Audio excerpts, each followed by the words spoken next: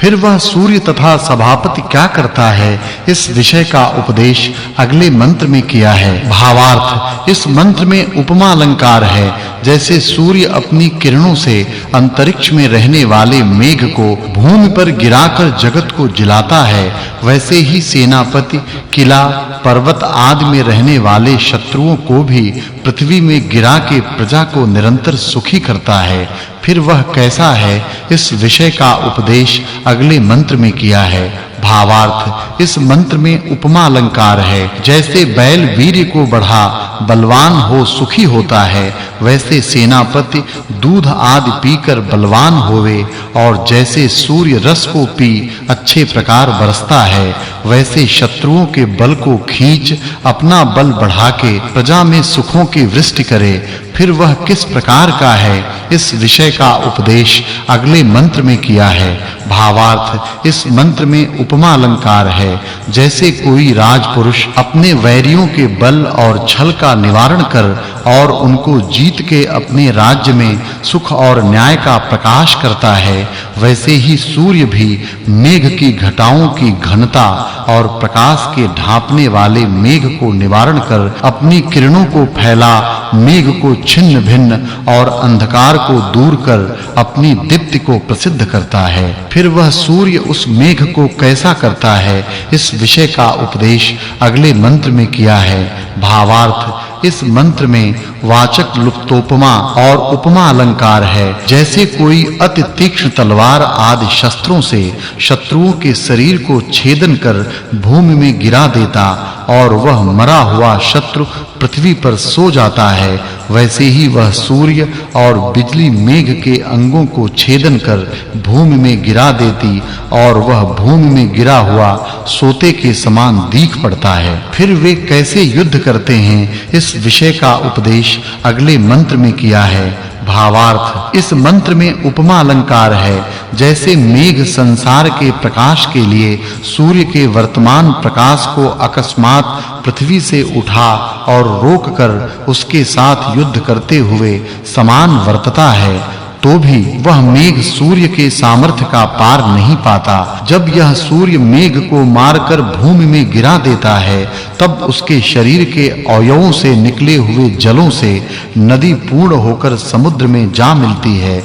वैसे राजा को उचित है कि शत्रुओं को मार के निर्मूल करता रहे। फिर वह मेघ कैसा होकर पृथ्वी पर गिरता है, इस विषय का उपदेश अगले मंत्र में किया है। भावार्थ, इस मंत्र में वाचक् लुप्तोपमा अलंकार है। जैसे कोई निर्बल पुरुष बड़े बलवान के साथ युद्ध चाहे, वैसे ही वृत्र मेघ सूर्य के साथ प्रवृत्त होता है, और जैसे अंत में वह मेघ सूर्य से छिन्न भिन्न होकर पराजित हुए के समान पृथ्वी पर गिरा पड़ता है, वैसे जो धर्मात्मा बलवान पुरुष के संग लड़ाई को प्रवृत्त होता है, उसकी ऐसी ही दशा होती है। फिर वे दोनों परस्पर क्या करते हैं, इस विषय का उपदेश अगले मंत्र में किया है। भावार्थ, इस मंत्र में वाचक् लुप्तोपमा और उपमा अलंकार है। जितना जल सूर्य से छिन्न भिन्न होकर पवन के साथ मेघमंडल को जाता है, वह सब जल मेघ रूप ही हो जाता है। जब मेघ के जल का समूह अत्यंत बढ़ता है, तब मेघ घनी घटाओं से घुमड़ के सूर्य के प्रकाश को ढांप लेता है। उसको सूर्य अपनी किरणों से जब छिन्न भिन्न करता है, तब वह इधर-उधर आए हुए जल बड़े-बड़े नद, ताल और समुद्र आदि स्थानों को प्राप्त होकर सोते हैं। वह मेघ भी पृथ्वी को प्राप्त होकर जहां-तहां सोता है, अर्थात मनुष्य आदि प्राणियों के पैरों में सोता सा मालूम होता है। वैसे अधार्मिक मनुष्य भी प्रथम बढ़ के शीघ्र नष्ट हो जाता है। फिर वह कैसा होता है, इस विषय का उपदेश अगले मंत्र में किया है। भावार्थ, इस मंत्र में उपमा अलंकार है। मेघ की दो माताएं हैं, एक पृथ्वी, दूसरी अंतरिक्ष, अर्थात इन्हीं दोनों से मेघ उत्पन्न होता है।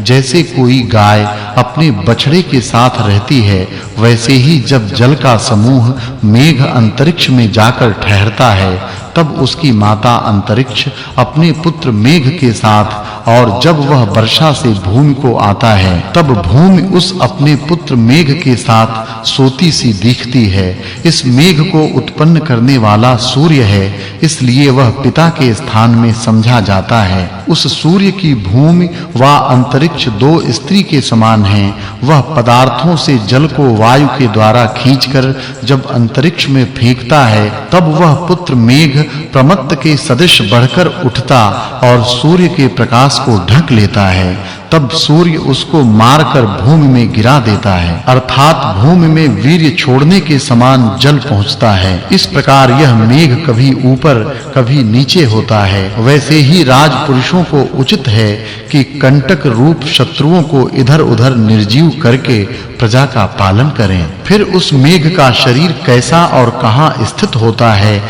इस विषय का उपदेश अगले मंत्र में किया है। भावार्थ, इस मंत्र में वाचक् लुप्तोपमा अलंकार है। सभापति को योग्य है कि जैसे यह मेघ अंतरिक्ष में ठहरने वाले जलों में सूक्ष्मता के कारण नहीं दिखता, फिर जब घनाकार वर्षा के द्वारा जल का समुदाय रूप होता है तब वह देखने में आता है। और जैसे ये जल एक क्षण भी स्थित नहीं होते हैं किंतु सर्वदा ऊपर जाते व नीचे आते रहते हैं, और जो मेघ के शरीर रूप हैं वे अंतरिक्ष में रहते हुए अति सूक्ष्म होने से नहीं दिख पड़ते, वैसे बड़े-बड़े बल वाले शत्रुओं को भी अल्प बल वाले करके वशीभूत किया करे। फिर सूर्य उस मेघ के प्रति क्या करता है, इस विषय का उपदेश अगले मंत्र में किया है। भावार्थ, इस मंत्र में उपमा और वाचक् लुप्तोपमा अलंकार है।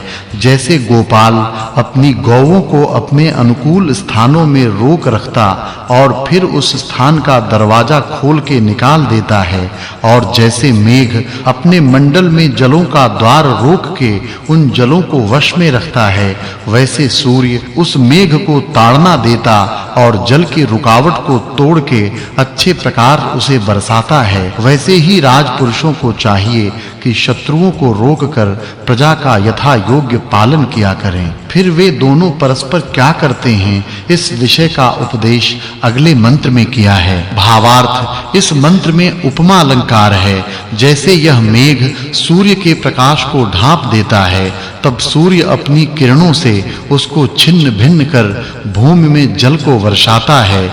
इसी से यह सूर्य उस जल समुदाय को लाने के लिए समुद्र को रचने का हेतु होता है। वैसे प्रजा का रक्षक राजा शत्रुओं को बांध शस्त्रों से काट और नीच गति को प्राप्त करा के प्रजा को धर्म युक्त मार्ग में चलाने का निमित्त होवे।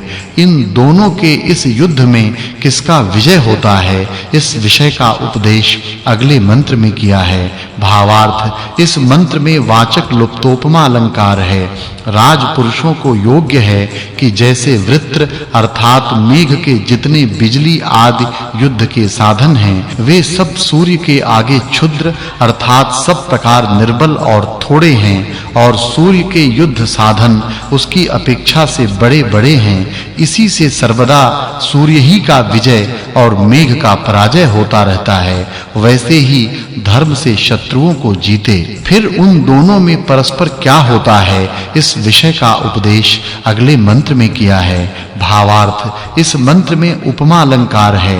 राजसेना के वीर पुरुषों को योग्य है कि जैसे किसी के पीड़ा को पाकर डरा हुआ शेन पक्षी इधर-उधर गिरता पड़ता उड़ता है, वह सूर्य से अनेक प्रकार की ताड़ना और आकर्षण को प्राप्त होकर मेघ इधर-उधर देश-देशांतर में अनेक नदी व नहरों को पूर्ण करता है। इस मेघ की उत्पत्ति का सूर्य से भिन्न कोई निमित्त नहीं है, और जैसे अंधकार में प्राणियों को भय होता है, वैसे ही मेघ को बिजली और गर्जन आदि गुणों से भय होता है। उस भय का दूर करने वाला भी सूर्य ही है, तथा सब लोगों के व्यवहारों का अपने प्रकाश और आकर्षण आदि गुणों से चलाने वाला है। वैसे ही दुष्ट शत्रुओं को जीता करे।